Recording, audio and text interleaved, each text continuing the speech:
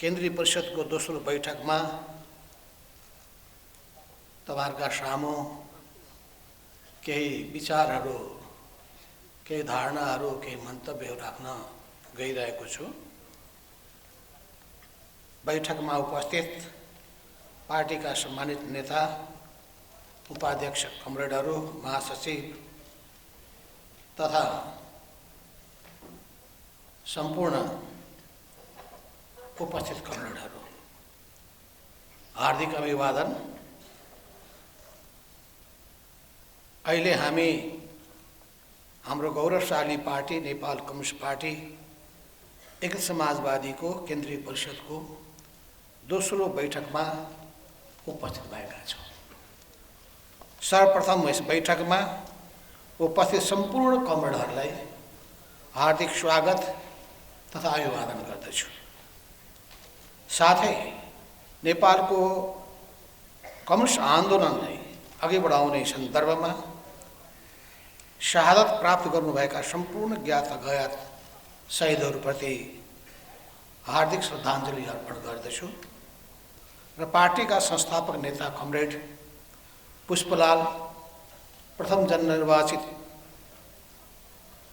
Communist प्रधानमन्त्री कर्ण मनमोहन अधिकारी र जननेता कर्ण मदन भण्डारी लगायत सबै अग्रज नेताहरूप्रति हार्दिक सम्मान व्यक्त गर्दछु।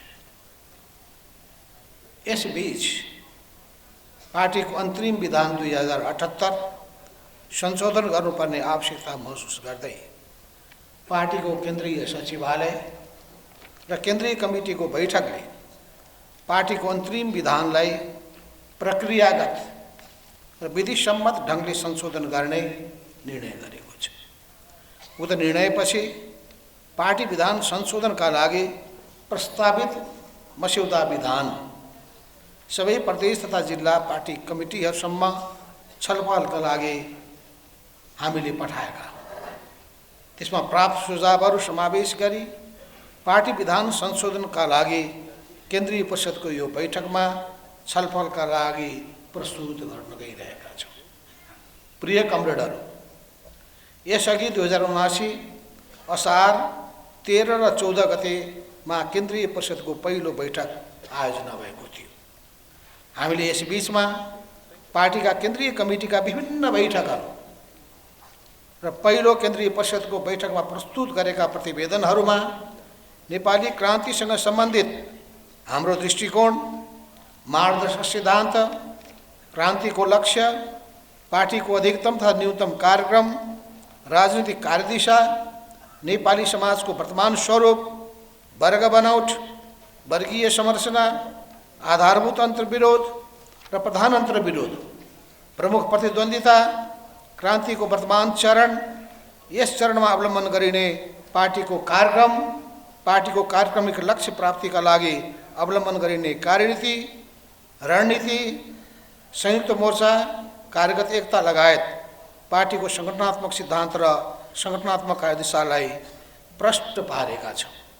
अब आयोजना हुने पार्टीको 10औं राष्ट्रिय महाधिवेशनमा पार्टीको समग्र दृष्टिकोणहरू सहितका दस्तावेजहरूमाथि छलफल गरिनेछ र पारित गरिने नै छ।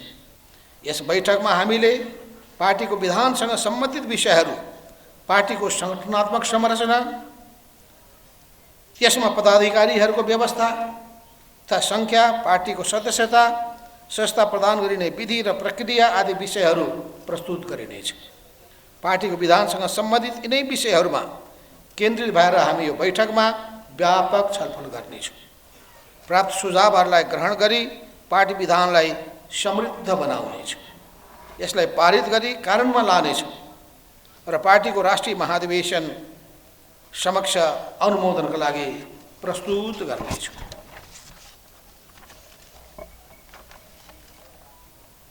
वर्तमान अवस्थामा अन्तर्राष्ट्रिय परिस्थिति तनाव, द्वन्द्व र मुठभेडले आक्रान्त छ।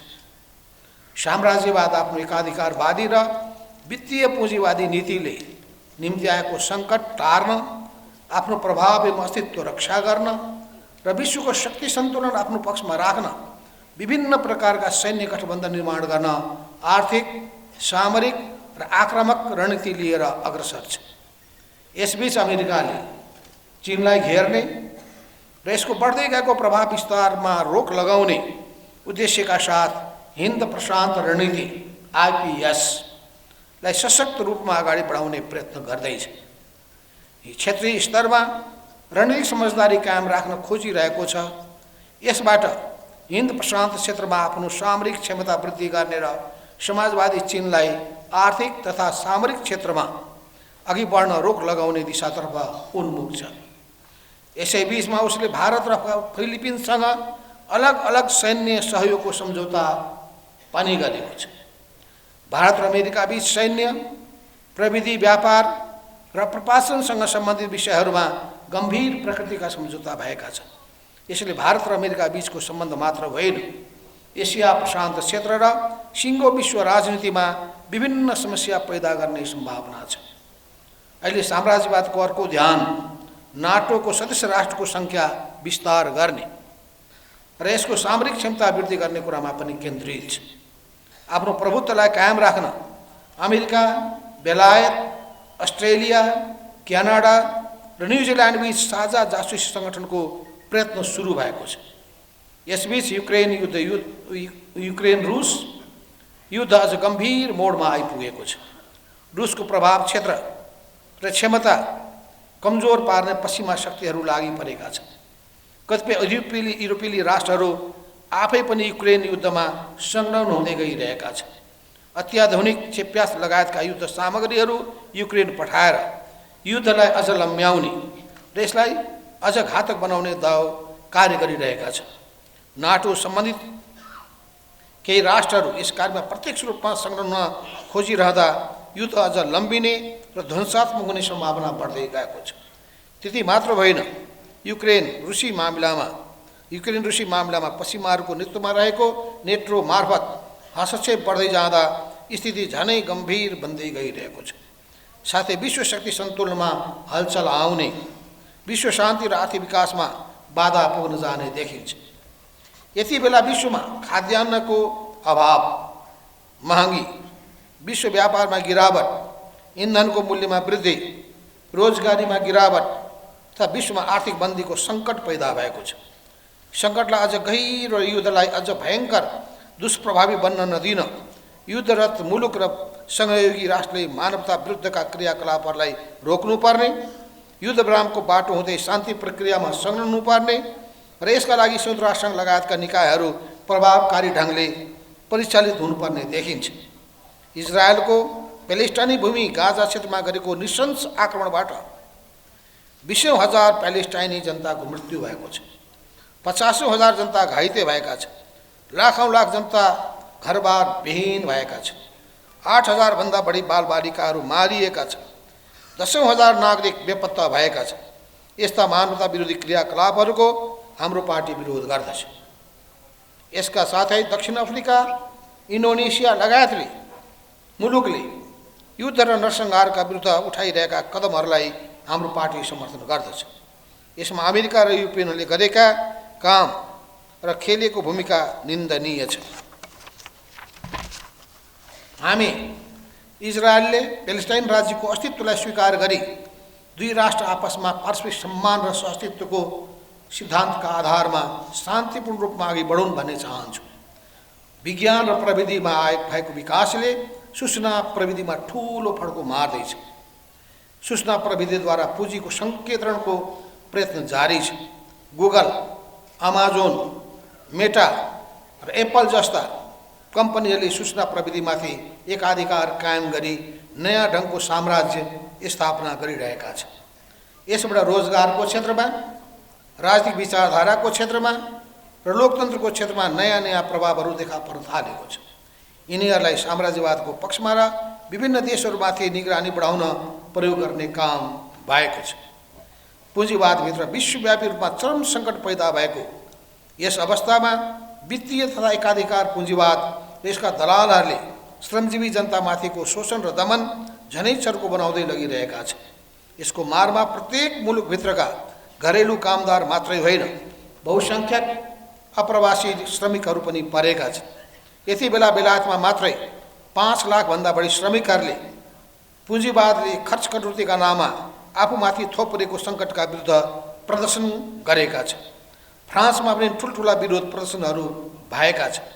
यसका साथै अन्तर्राष्ट्रिय स्तरमा मुद्रा अपचलन तथा गैर ब्याङ्किङ प्रणालीमा मुद्रा कारोबार र विपेषण गर्ने गिरोहहरू, तस्कर, हात हतियार तथा लागु औषधि कारोबार गर्ने अपराधीहरू, मानव बेचबिखन गर्ने दलालहरूले गैर कानुनी सञ्जालहरू बनाएका छन्। हाम्रो जस्तो कमजोर अर्थतन्त्र भएको मुलुकमा यस्ता गतिविधिले आर्थिक सङ्कट बढाउन बल पुर्याएका छन्। चीनले साम्राज्यवादी तथा पुँजीवादी शक्ति राष्ट्रको हस्तक्षेपकारी नीतिको विरोध गर्दै आफ्नै विशिष्टतामा समाजवाद निर्माणको कार्यलाई निरन्तरता दिइरहेको छ। राष्ट्रपति सी जिनपिङको नेतृत्वमा चीनले अर्थव्यवस्थालाई अझ सुदृढ बनाउने नयाँ खम्बाको रूपमा एडभान्स स्मार्ट एन्ड ग्रीन इन्डस्ट्रिजको विकास गरी आफ्नो अर्थतन्त्रलाई अझ सुदृढ र जनमुखी बनाउने प्रयत्न गरिरहेको छ। विश्व शक्ति सन्तुलनमा नयाँ गति दिने प्रयत्नमा चीनले विकासशील राष्ट्रहरूसँग बहुपक्षीय र द्विपक्षीय सहयोग वृद्धि गर्न built and road initiative BRI जस्ता अन्तर्राष्ट्रिय आर्थिक सहयोग र समझदारीको कार्यक्रमलाई अघि बढाएको छ। यसका साथै Asia infrastructure investment bank, global investment initiative र ग्लोबल सिभिलाइजेसन इनिसिएटिभ आदि जस्ता अन्तर्राष्ट्रिय आर्थिक सहयोग र समझदारी कार्यक्रमहरू अघि बढाएको छ। अमेरिकी प्रभाव क्षेत्र मानिएको ल्याटिन अमेरिकी मुलुकहरूमा एकपछि अर्को गर्दै समाजवादी कार्य सङ्घालेका वामपन्थी पार्टीहरूको नेतृत्वमा सरकार बनेका छन्। नवउदारवाद र वित्तीय पुँजीवादको शोषण र चेपुवामा परेका ल्याटिन अमेरिकी जनताले त्यहाँ वाम आन्दोलनलाई अभूतपूर्व रूपमा अगाडि बढाउँदै त्यसमाथि विश्वास र भरोसा प्रकट गरेका छन्। ल्याटिन अमेरिकामा आएको वाम तथा वाम समाजवादी आन्दोलनको लहरले विश्वव्यापी रूपमा नयाँ उमङ्ग छाएको छ र विश्वभरिका श्रमजीवी जनतालाई आशा र उत्साह बढाएको छ। यसका साथै पेरुमा साम्राज्यवादको प्रत्यक्ष संलग्नतामा कु गरिएको छ र तीव्र दमनका बावजुद यहाँ श्रमजीवी वर्गको प्रदर्शन र विरोध जारी छ। हाइटीमा गृहयुद्धको अवस्था विद्यमान छ। अर्जेन्टिनामा घोर दक्षिणपन्थी राष्ट्रपति निर्वाचित भएका छन्। ब्राजिलमा पनि वाम सरकार विरुद्ध साम्राज्यवादको प्रत्यक्ष निर्देशन र सहयोगमा अवरोध खडा गर्ने प्रयत्न जारी छ। यससँगै जनताको तर्फबाट त्यसको प्रतिरोध र प्रतिवाद पनि जारी छ। ल्याटिन अमेरिकी मुलुक क्युबा कैयौँ बाधा र व्यवधानका बावजुद साम्राज्यवादसँग जुझ्दै समाजवादको बाटोमा दृढतापूर्वक अघि बढिरहेको छ। अमेरिकी मुलुकहरूमा पनि वाम आन्दोलन र साम्राज्यवाद विरोधी आन्दोलन अघि बढिरहेको छ। पेट्रोलियम पदार्थको अर्थ राजनीतिमा जकडिएको मध्यपूर्वी तथा अरब क्षेत्र पनि अस्थिर र अप्ठ्यारो अवस्थामा छ। यमनमा बढेको भोकमरीले आउँदो पुस्ता नै नरहने हो कि भन्ने परिस्थिति सिर्जना भएको स्वयं संयुक्त राष्ट्रसङ्घका प्रतिवेदनहरूले बताइरहेको छ। यमन, सोमालिया, प्यालेस्टाइन लगायतका देशहरूमाथि थोपरिएका युद्धका श्रृङ्खलाहरू रोकिएका छैन। मानिसको जीवन थप कष्टकर बन्दै गएको छ। उता युरोपियन मुलुकहरूमा कम्युनिस्ट वामपन्थी पार्टीहरूको पुँजीवादी उत्पीडन, बहुराष्ट्रिय र बहुराष्ट्रिय निगमको चर्को शोषण विरुद्ध र श्रमजीवी जनताको मुक्तिका लागि विचारधारात्मक र राजनीतिक आन्दोलनहरू जारी छन्। गत वर्ष साइप्रसमा भएको संसदीय चुनावमा श्रमजीवी जनताको प्रगतिशील पार्टीले 25% मत पाएको छ। Spain, Greece, France, Portugal, Hungary, चेक गणराज्य आदिमा कम्युनिस्ट वामपन्थीले नयाँ सिराबाट आन्दोलनलाई उठाउन प्रयत्न गरिरहेका छन्। स्क्यान्डिनेभियन र पूर्वी युरोपियन मुलुकहरूमा कम्युनिस्ट पार्टीहरूले लोकतान्त्रिक समाजवादीहरूसँग सहकार्य गर्न र चुनावमा तालमेल अगाडि बढ्न खोजिरहेका छन्। अमेरिका, बेलायत, फ्रान्स लगायतका युरोपियन मुलुकहरू तथा सम्पूर्ण विकसित र विकासशील राष्ट्रहरूमा श्रमजीवी जनता र मानवताको पक्षमा आन्दोलनहरू उठ्न थालेका छन्। श्रीलङ्का, भारत, पाकिस्तान, बङ्गलादेश आदिमा पनि जनसङ्घर्ष फैलिँदै गएको छ। यसले विश्वव्यापी रूपमा वित्तीय पुँजीवादको भूमण्डलीकरण, एकाधिकार पुँजीवाद, बहुराष्ट्रिय निगमको शोषणका विरुद्ध आवाज उठ्न थालेको र वर्ग सङ्घर्ष सर्किँदै गएकोतर्फ सङ्केत गरिरहेको छ। मानव अधिकार, लैङ्गिक समानता, जातीय समानता, जलवायु परिवर्तन र प्रवासन र र प्रवासी श्रमजीवीको हक अधिकार, त्यहाँभित्रको ऐक्यबद्धता आदि विषयहरू पनि माहरूमा पनि जागरण पैदा भएको छ। यसका साथै यसलाई कमजोर बनाउने, तितर-बितर पार्ने पुँजीवादी प्रयत्न पनि जारी नै छ। हाम्रो पार्टी सबै मुद्दाहरू र सङ्घर्षहरूमा उत्पीडित समुदाय तथा श्रमजीवी जनताका मागहरू र आन्दोलनप्रति समर्थन र ऐक्यबद्धता प्रकट गर्दछ। राष्ट्रिय परिस्थितिको सन्दर्भमा मुलुकको राष्ट्रिय राजनीतिक परिस्थितिमा अझै पनि अस्थिरताका बादलहरू मडारिरहेका छन्। यसबीच आम निर्वाचन 2079 को परिणामले निर्माण गरेको राजनीतिक शक्ति सन्दर्भमा खासै परिवर्तन भएको छैन। अहिले पनि संसदमा तिनै 12वटा राजनीतिक दलहरू नै कायम छन्। राजनीतिक शक्ति सन्तुलन र संसदमा रहेका दलहरू बीचको समीकरण र सरकारको स्वरूप भने केही बदलिएको छ। आम निर्वाचन 2079 पछि नेकपा माओवादी केन्द्रका अध्यक्ष पुष्पकमल दाहाल प्रचण्डको नेतृत्वमा नेकपा एमाले, नेकपा माओवादी केन्द्र, रासपा, राप्रपा लगायतका दलहरू सम्मिलित गठबन्धनको सरकारमा थिए। उक्त गठबन्धन बदलिएको छ र नेकपा माओवादी केन्द्रका अध्यक्ष पुष्पकमल दाहाल प्रचण्डकै नेतृत्वमा नेपाली कङ्ग्रेस, नेकपा माओवादी केन्द्र, नेकपा एकीकृत समाजवादी, जसपा, लोसपा, जनमत र नागरिक उन्मुक्ति पार्टी सम्मिलित 7 दलीय गठबन्धनको सरकार कायम छ। यस सरकारले जनपक्षीय काम गर्ने प्रयत्न गरिरहेको छ। मुलुकमा कोभिडको प्रकोपपछि प्रकट भएको आर्थिक सङ्कट र मन्दी अहिलेसम्म पनि कायमै छ। यसमा केही सुधार भए पनि उठेको राजस्वले चालु खर्च धान्न धौधौ परिरहेको छ। मूल्य वृद्धि र मुद्रास्फीति बढिरहेको छ। व्यापार घाटा चुलिँदै गएको छ। ठुलो सङ्ख्यामा युवा जनशक्ति वैदेशिक रोजगारीमा गएको छ। रेमिट्यान्सले देशलाई अर्थतन्त्रलाई टेवा दिइरहेको अवस्था छ। आयात प्रतिस्पर्धापन र निर्यात प्रवर्धन गर्ने भनिए पनि त्यसो साह्रो काम हुन सकेको छैन। कृषि क्षेत्रमा लगायत धेरै क्षेत्रमा परनिर्भरता कायमै छ। लाखौँको सङ्ख्यामा रहेको भूमिहीन र गरिब किसान तथा अव्यवस्थित बसोबासीहरूले वर्षौँदेखि भोगशलन गर्दै आएको जमिनमाथिको स्वामित्व प्राप्त गर्ने र उत्पादनको न्यायोचित वितरण गर्ने काम अहिलेसम्म पनि हुन सकेको छैन। विगत 7 दशकदेखि उठिरहेको क्रान्तिकारी भुजदारको मुद्दा अहिलेसम्म पनि कानुनको दिशामा अघि बढ्न सकेको छैन। सामाजिक भेदभावको अन्त्य र सामाजिक न्यायको विषय अहिले पनि जनसरकारको चर्को मुद्दा बनेको छ। नेपाली जनतामाथि शोषण पीडनको नयाँ रूप मित्रव्याजी शोषण चरम बनेको छ। यसबीच भ्रष्टाचार, कमिसन तन्त्र र तस्करीका अनेकौं काण्डहरू उदाङ्गिएका छन्। सरकारले भ्रष्टाचारीहरूलाई कारवाही गर्ने प्रयास गरिरहेको छ। आर्थिक क्षेत्रको सुधार र भ्रष्टाचार नियन्त्रण एवं सुशासनका निम्ति अझै प्रभावकारी कार्य गर्नुपर्ने आवश्यकता छ। मुलुकको वर्तमान अवस्थामा जनताको निराशा, प्रतिरोध र आक्रोशको भावनालाई उपयोग गर्दै प्रतिगमनकारी तथा गमनकारीहरूबाट विद्यमान व्यवस्था परिवर्तनको नाउँमा विभिन्न गतिविधिहरू सञ्चालन गरी राजनीतिक अस्थिरता पैदा गर्ने र सामाजिक सद्भाव खलबलाउने कोसिस भइरहेको छ। यस्तो अवस्थामा वर्तमान वाम लोकतान्त्रिक शक्तिको सरकारका सामु निश्चित दायित्वहरू छन्।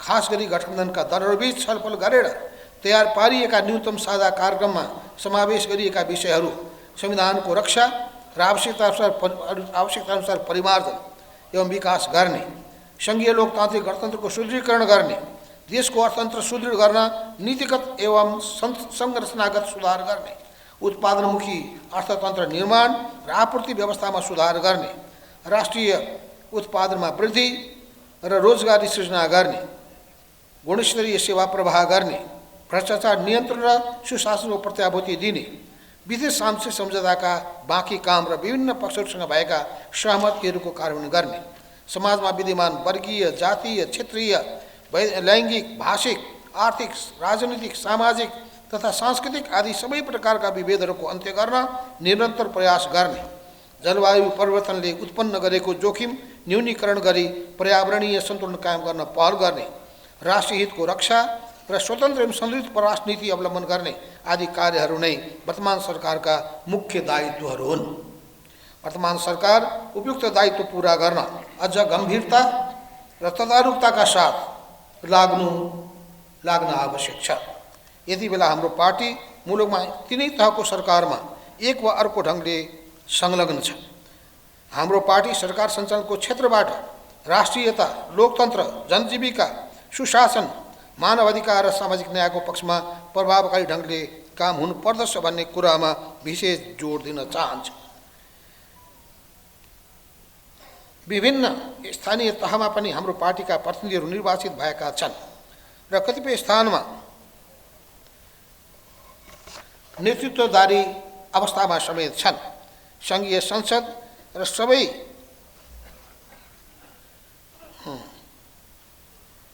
7वटै प्रादेशिक सभामा हाम्रो पार्टीको उपस्थिति रहेको छ।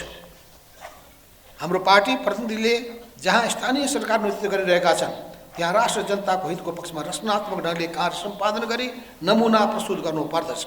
सबै तहका हाम्रो पार्टी कमिटीहरू र कार्यकर्ताहरूले सामाजिक न्याय तथा स्थानीय तहको विकास, निर्माण र जनसरोकारका विषयको उठान गरी संसद, सरकार र सडक तीनवटै मोर्चामा प्रभावकारी भूमिका खेल्नु पर्दछ। यति बेला सङ्घीय र सबै प्रदेशमा गठबन्धनको सरकारहरू बनेका छन्। गठबन्धनका दलहरू बीचमा आपसी समझदारीका साथ काम हुनुपर्दछ भन्नेमा पार्टीले जोड दिन चाहन्छ। यति बेला मुलुकमा राजनीतिक स्थिरता र सरकारको स्थिरताको प्रश्न पनि उठिरहेको छ।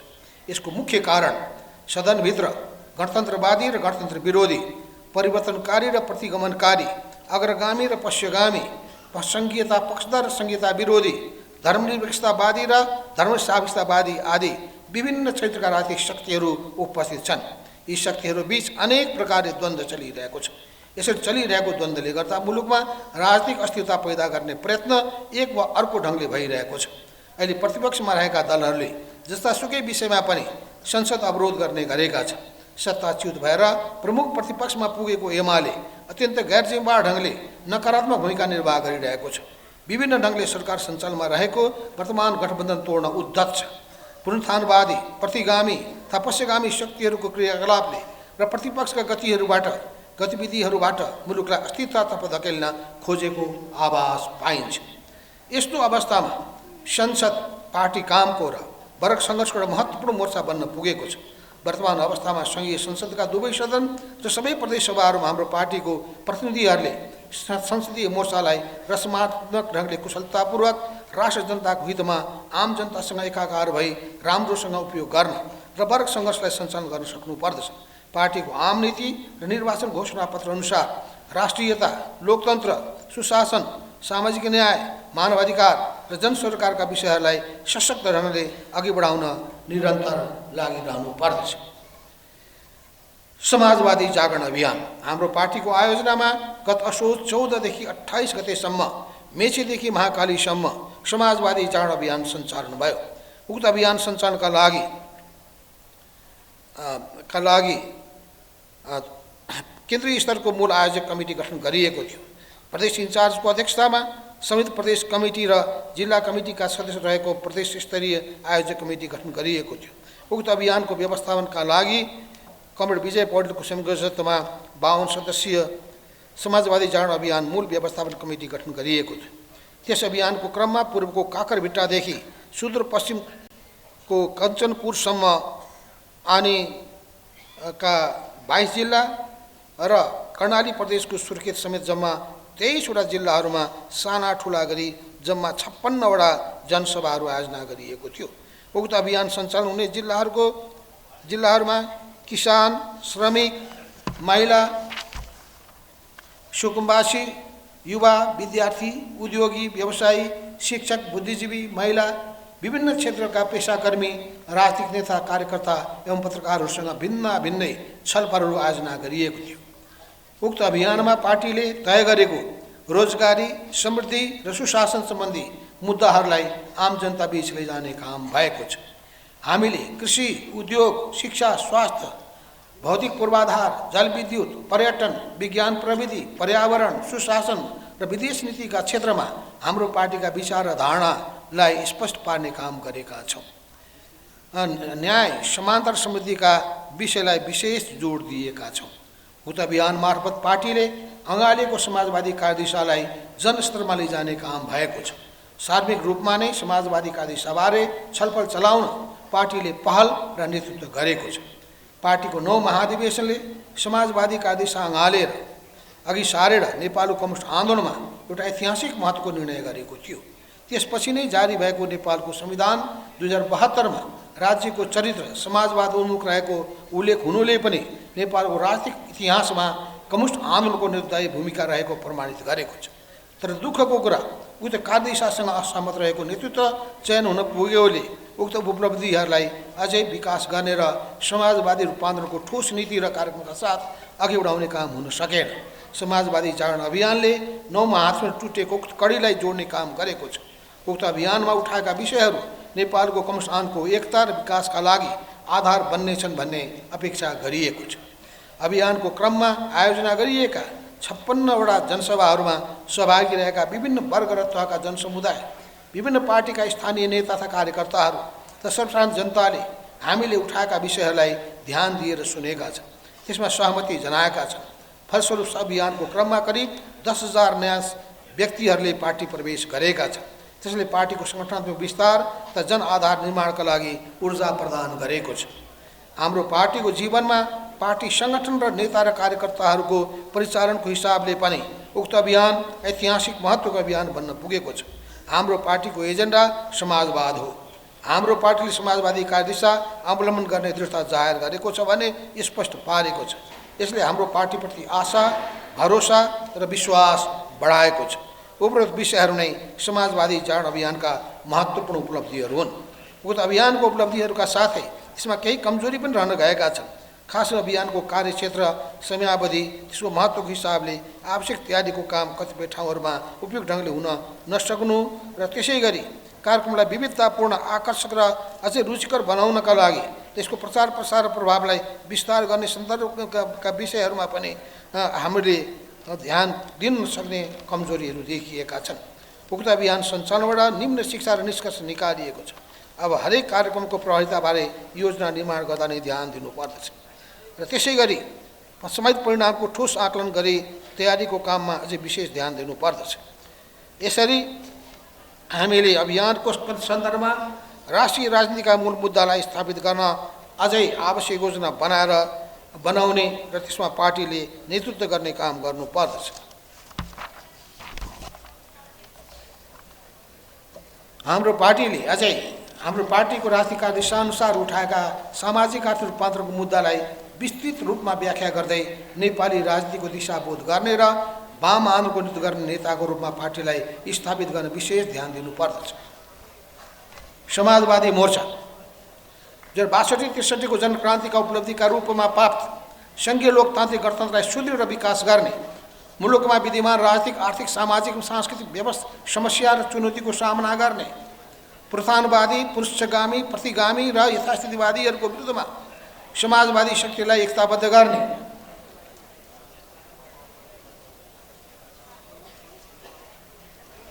डिस्टर्ब हो क्या?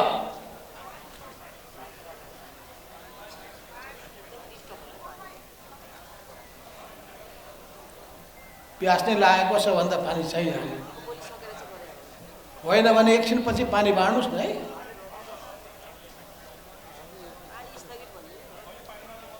अहिले एकछिन रोक्नुहोस्।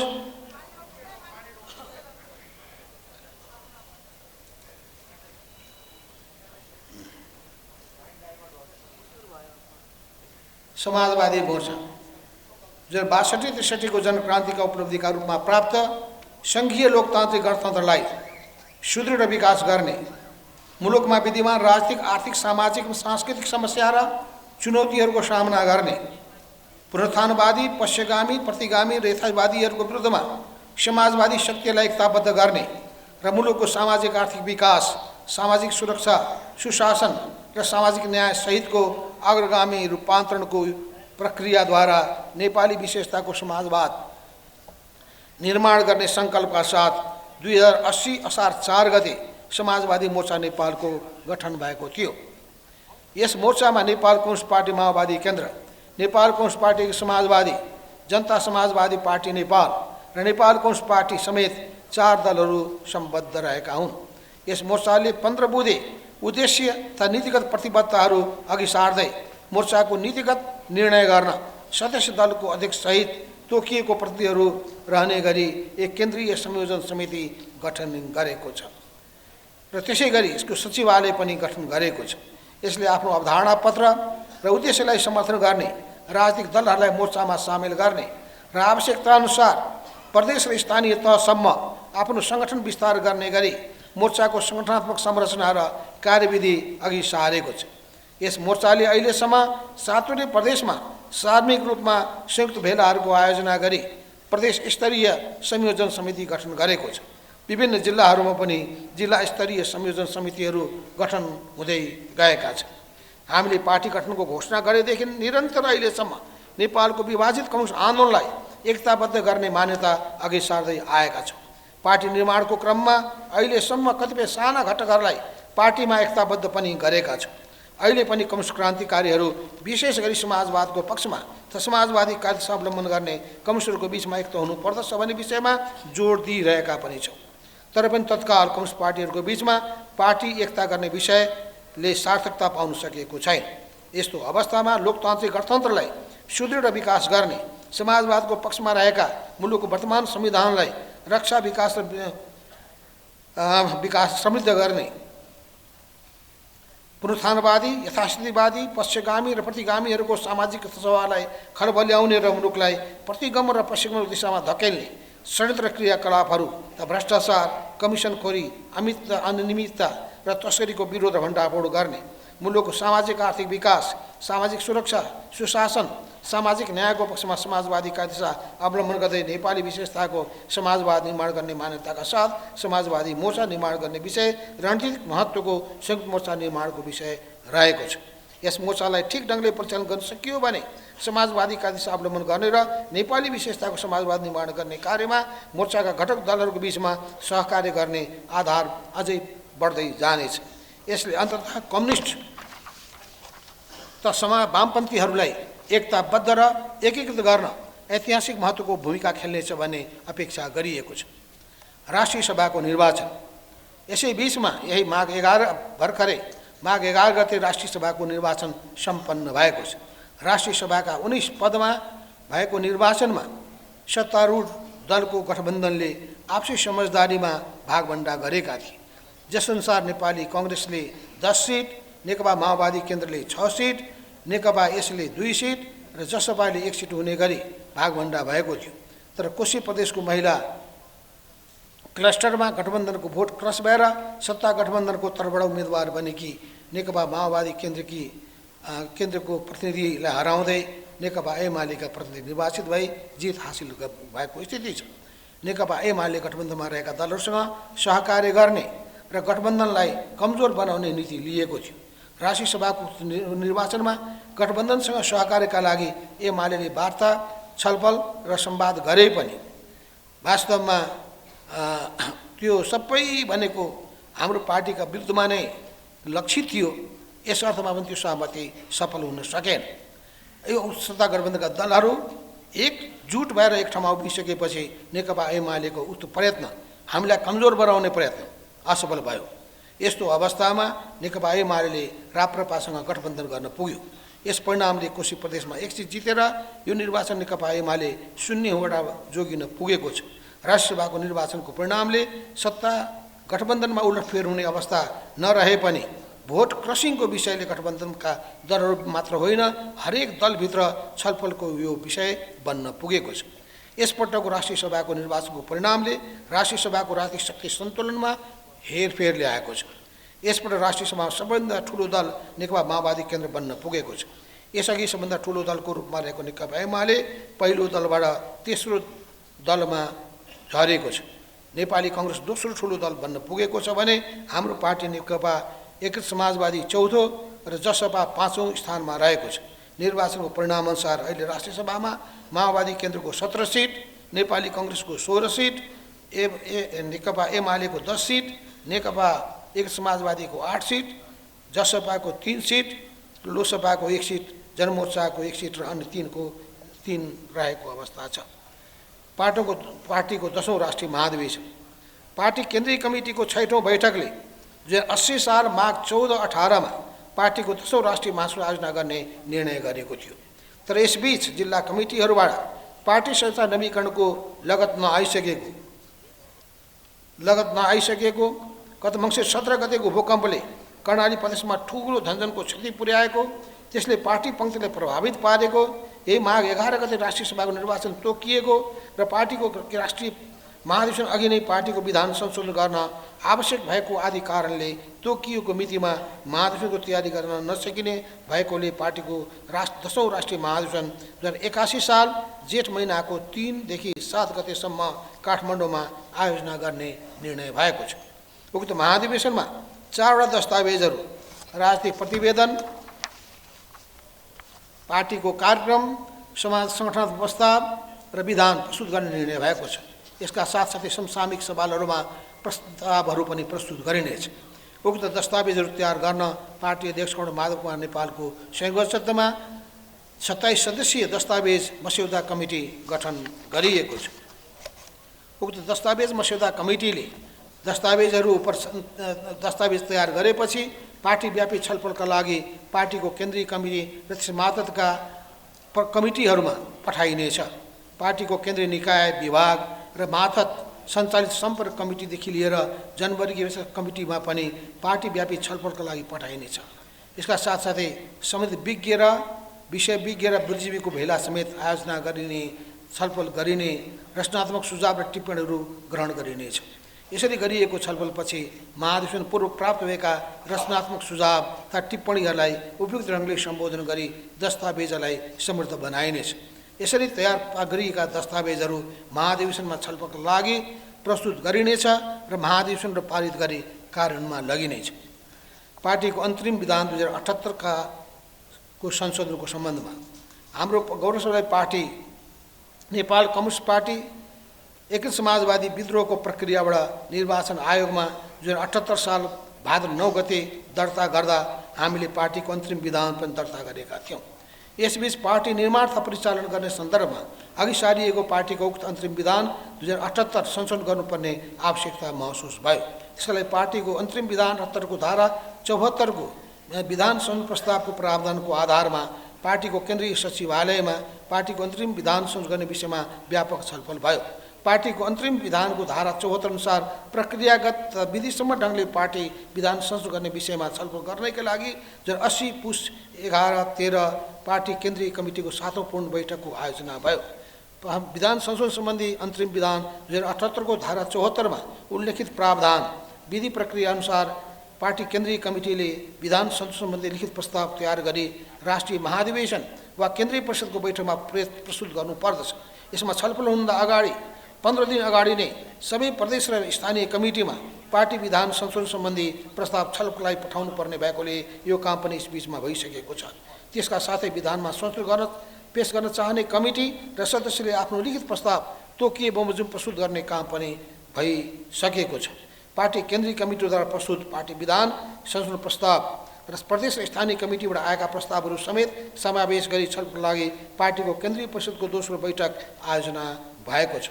यस बैठकमा पार्टीको अन्तरिम विधान 2078 संशोधन सम्बन्धी प्रस्तावमा व्यापक छलफल गरिनेछ र यसको कारणका लागि आवश्यक परिमार्जन सहित पारित गरी पार्टीको राष्ट्रिय महाधिवेशन समक्ष अनुमोदनको लागि प्रस्तुत गरिनेछ।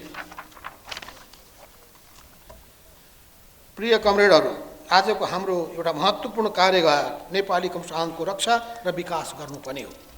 यसको लागि नेपाली कम्युनिस्ट आन्दोलनमा देखा परेको दक्षिणपन्थी विश्लेषणवादी तथा उग्र वामपन्थी जडसूत्रवादी विचार र प्रवृत्तिका विरुद्ध विचारधात्मक सङ्घर्ष सञ्चालन गर्नु र कम्युनिस्ट वामपन्थी शक्तिहरू राष्ट्र जनताको हितको पक्षमा र समाजवादको पक्षमा मिलेर काम गर्नु नै हो। त्यसैले यति बेला दार्शनिक, सैद्धान्तिक र वैचारिक क्षेत्रमा अध्ययन र प्रशिक्षण सञ्चालन गर्न जोड दिनुपर्दछ।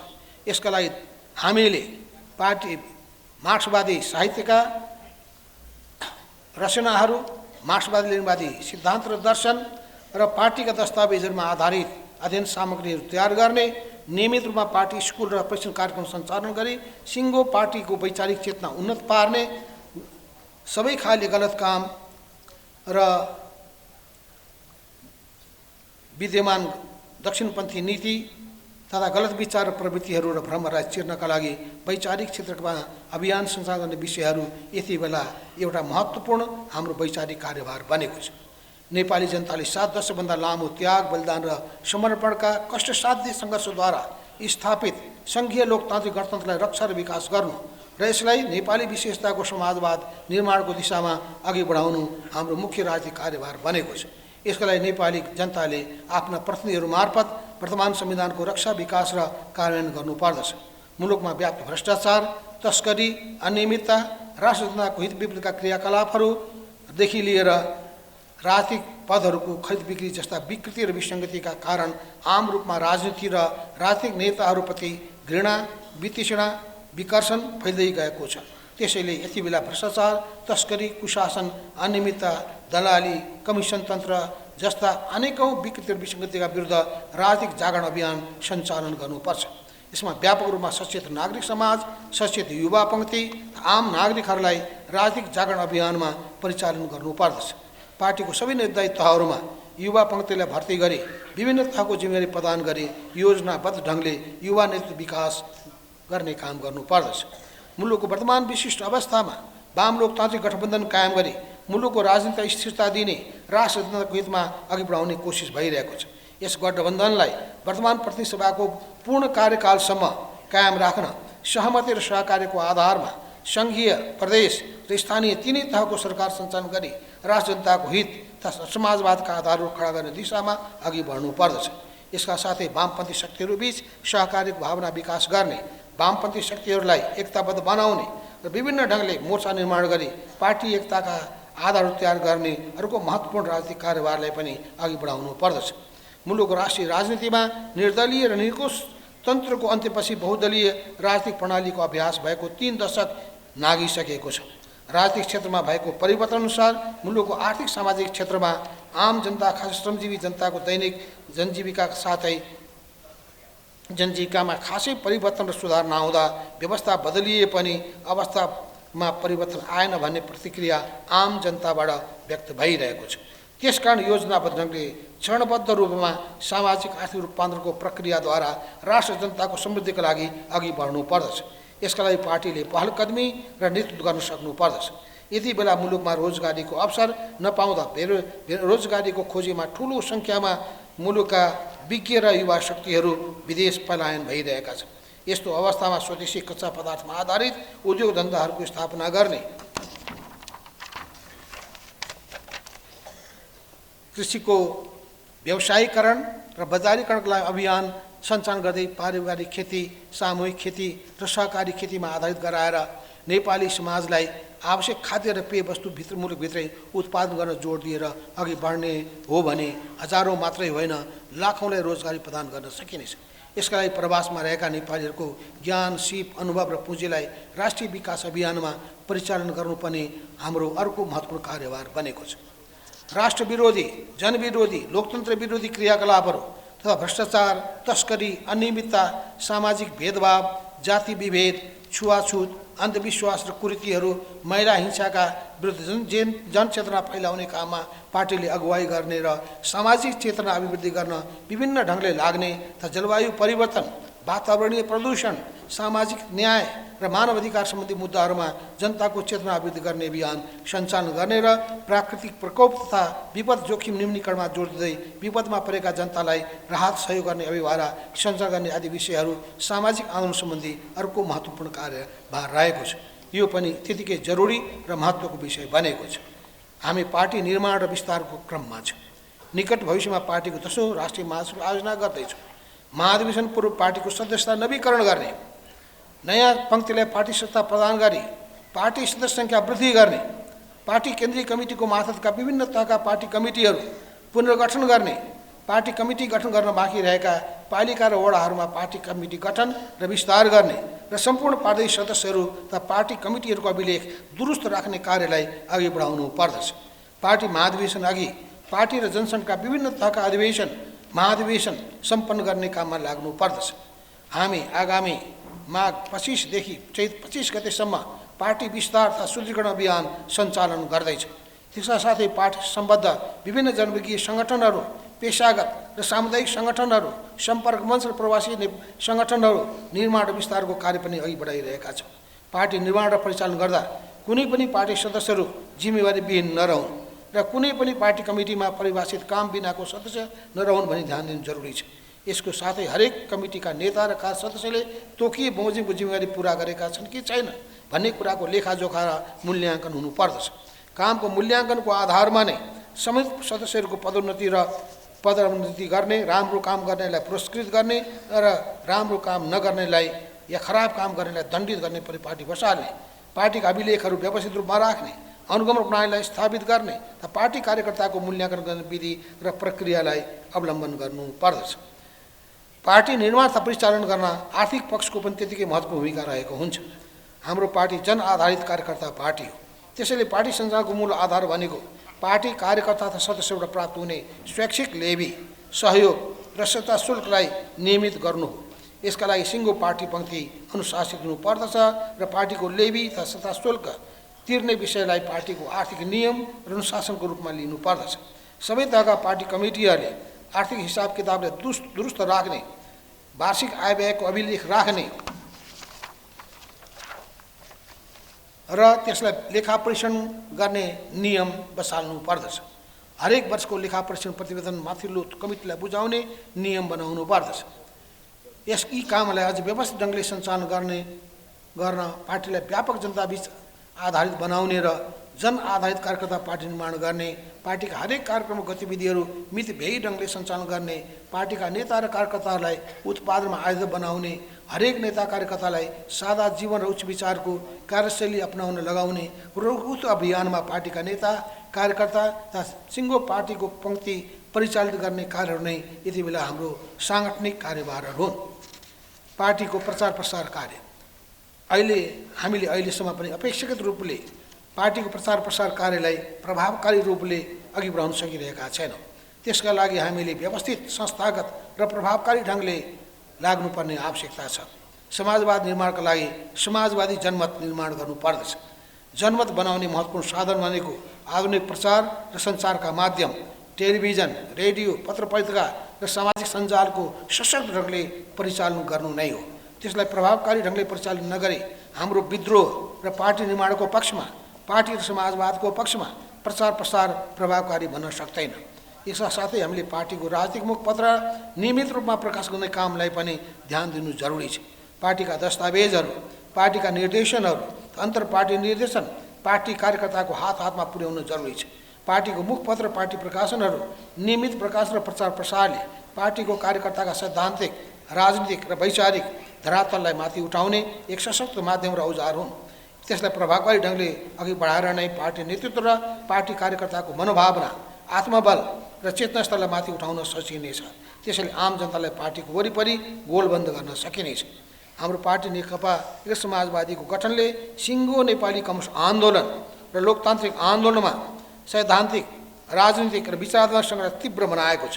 यति बेला हामीले कम्युनिस्ट आन्दोलनलाई अघि बढाउने विषयमा, संविधान र लोकतन्त्रको रक्षा र विकास गर्ने विषयमा, राष्ट्रिय हित र सार्वभौमिकताको रक्षा र प्रबन्धन गर्ने विषयमा, राजनीतिक, वैचारिक, सैद्धान्तिक चुनौतीहरूलाई सामना गर्ने विषयमा र राज्य र समाजको पुनर्गठन गर्ने र देशको सामाजिक, आर्थिक, सांस्कृतिक रूपान्तरण र निर्माणको अभियानमा हामीले पहिलेभन्दा कयौँ गुणा बढी सैद्धान्तिक र विचारात्मक सङ्घर्षलाई तीव्र बनाउनु पर्ने आवश्यकता छ।